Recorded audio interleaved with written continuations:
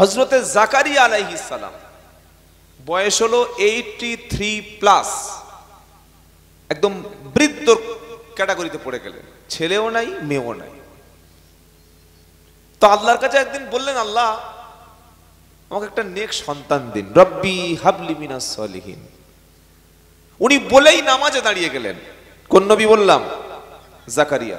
কোরআন শোনাচ্ছে, হুনালিকা দাআ জাকারিয়া রাব্বা ক্বালা রাব্বি হাবলি মিন লাদুনকা যুররিয়াতান তাইয়্যিবা ইন্নাকা সামিউদ দুআ। এটা তৃতীয় পারা সূরা আল ইমরানের প্রথম লাইনের 83 নম্বর আয়াতে জাকারিয়া আলাইহিস সালাম আল্লাহর কাছে একটা নেক সন্তান চাইলেন আর বললেন, আল্লাহ আমাকে একটা পবিত্র সন্তান দিন। আপনি তো দোয়া শ্রবণ করেন। কবরে যিনি আছেন, মাজারে যিনি শুয়ে আছেন, পীর সাহেব হোক, যে কোনো বাবা হোক, যাই হোক, যত বড় পীর সাহেব হোক, তিনি কি আমার দোয়া শোনেন? হ্যাঁ বানা বলেন। তিনি আমার উপকার করতে পারেন, ক্ষতি করতে পারেন। যা কিছু দোয়া করব সব কার কাছে? দোয়া চাইলেন। দোয়া চেয়েই সঙ্গে সঙ্গে নামাজে দাঁড়িয়ে গেলেন। সুবহানাল্লাহ পড়েন। নামাজ পড়তে দাঁড়িয়ে গেলেন। ফানাদাতুহুল মালাইকাতু ওয়া হুয়া কাইমুন ইউসাল্লি ফিল মিহরাব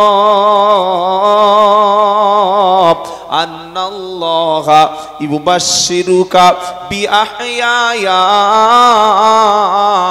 মুসাদ্দিকাম বিকালিমাতিন মিনাল্লাহি সাইয়্যিদাও ওয়া হাসুরাও ওয়া নাবিয়্যাম মিনাস সালিহিন।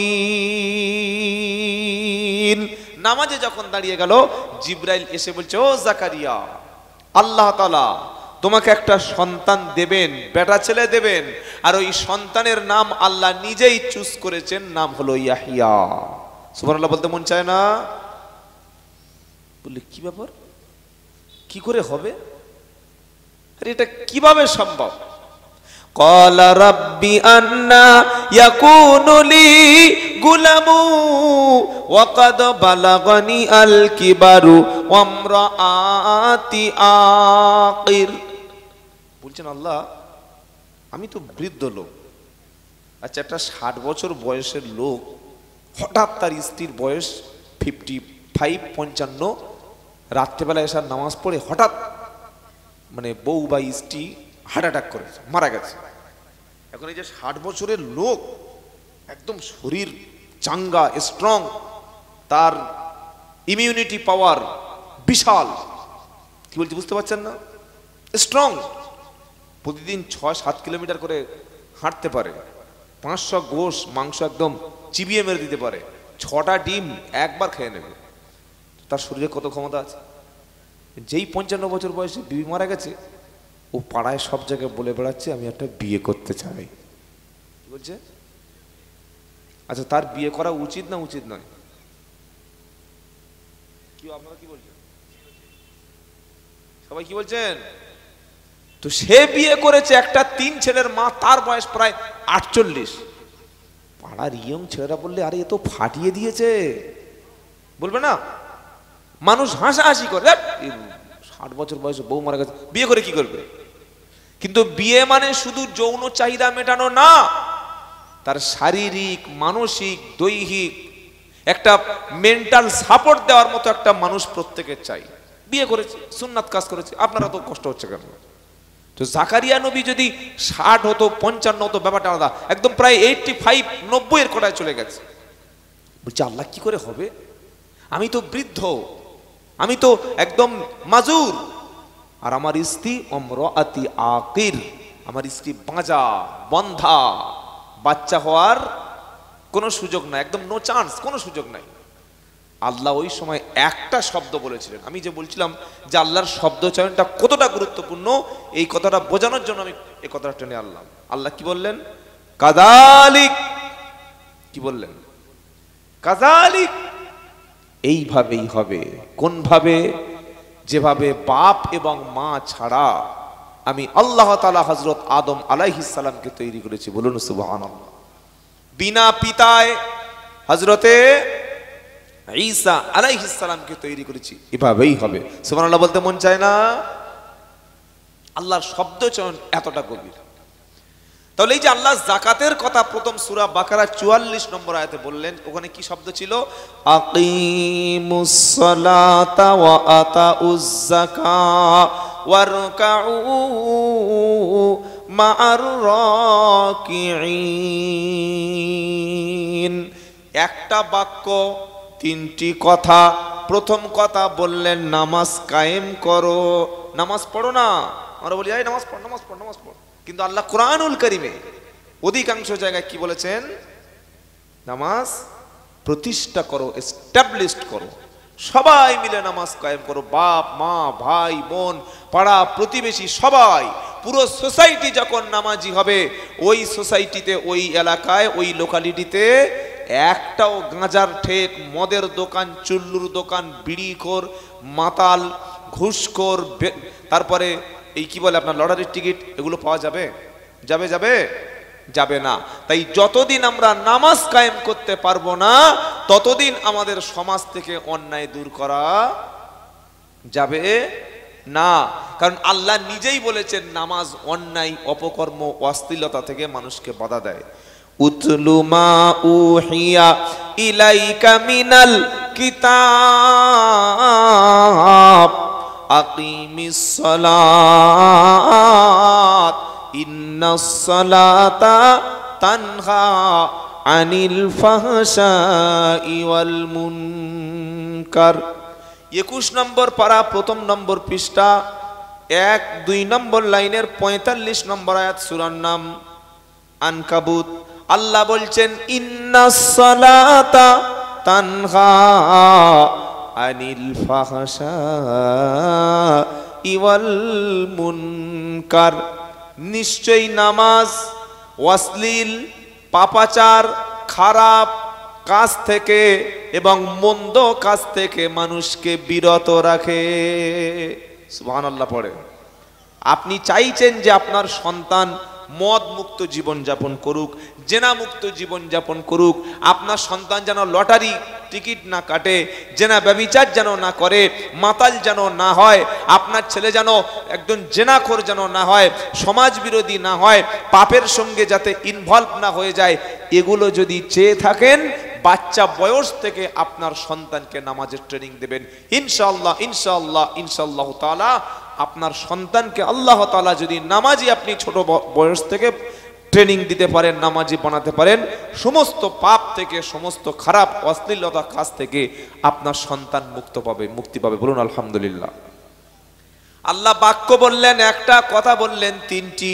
প্রথমে বললেন নামাজ কায়েম করো, দ্বিতীয় বললেন ও আতুজ যাকাত, যাকাত প্রদান করো, আর তৃতীয় কি বললেন? ওয়ারকাউ মা'আর রাকিঈন, রুকুকারীদের সাথে রুকু করো। মুফাসসিরিন কেরামেরা লিখেছেন এর অর্থ হলো জামাত সহকারে তুমি নামাজ আদায় করো। সুবহানাল্লাহ বিহামদিহি সুবহানাল্লাহ আযীম। সুবহানাল্লাহ বলতে মন চায় না? বাক্য বললেন একটা, আর এর মধ্যে কথা হলো তিনটি। কি কি পেলাম এই বাক্যের মধ্যে, আয়াতের মধ্যে? 1, নামাজ সমাজে কায়েম করো, 2, যাকাত প্রদান করো, 3 নম্বর হলো রুকুকারীদের সাথে রুকু করো, জামাতে নামাজ আদায় করো। বলেন সুবহানাল্লাহ। তাহলে এখানে নামাজ এসছে, নামাজের পরে কি এসছে? নামাজের পরে যাকাত। চলুন সূরা বাকারা 3 নম্বর পারা, 6 নম্বর পৃষ্ঠা, 5 নম্বর লাইন, 277 নম্বর আয়াত, সূরার নাম বাকারা। ওখানে আল্লাহ তাআলা এই নামাজ আবার যাকাতের কথা টেনে এনেছেন। সুবহানাল্লাহ পড়েন। ওখানে কি বলছে একটু শুনে নি। আপনারা আমার কথা বুঝতে পারছেন তো? আল্লাহ রাব্বুল আলামিন বলেন ইন্নাল্লাযীনা আমানু ওয়া আমিলুস সালিহাতি ওয়া আকামুস সালাতা ওয়া আতাউজ যাকাতা লাহুম আজরুহুম ইনদা রাব্বিহিম ওয়ালা খাউফুন আলাইহিম ওয়ালা হুম ইয়াহজানুন। সুবহানাল্লাহ, সুবহানাল্লাহ, আল্লাহু আকবার। আচ্ছা, আল্লাহু আকবার জোরে একবার বলা যাবে? দুপুরে খাওয়া দাওয়া ঠিকঠাক হয়নি, খাননি আপনারা? আল্লাহু আকবার। মুসলমানদের জীবনের শ্রেষ্ঠ স্লোগান, জন্ম থেকে মৃত্যু পর্যন্ত এই স্লোগানটা আমাদের সাথে আছে না নাই? যেদিন আমরা পৃথিবীতে এসেছিলাম ভাই, আমাদের কানের কাছে হারমোনিয়াম বাজানো হয়নি, কানের কাছে ঢাক ঢোল তবলা সানাই বাজানো হয়নি, কানের কাছে ডিজে বাজানো হয়নি। আবার যেদিন পৃথিবী থেকে চলে যাব সেদিনও কানের কাছে গান বাজনা হবে না। সেদিন কি হবে? জানাজার নামাজ। জানাজার নামাজের শেষ শব্দ কি? আসসালামু আলাইকুম ওয়া রাহমাতুল্লাহ। জন্মের শুরুতে ছিল আল্লাহ, আর মৃত্যু যখন হয়ে গেল সেখানে কি আছে? সেখানে কি আছে? আল্লাহ। আল্লাহর নাম জীবনের শুরু থেকে শেষ পর্যন্ত ইমানদারের আছে না নাই? জোরে বলেন।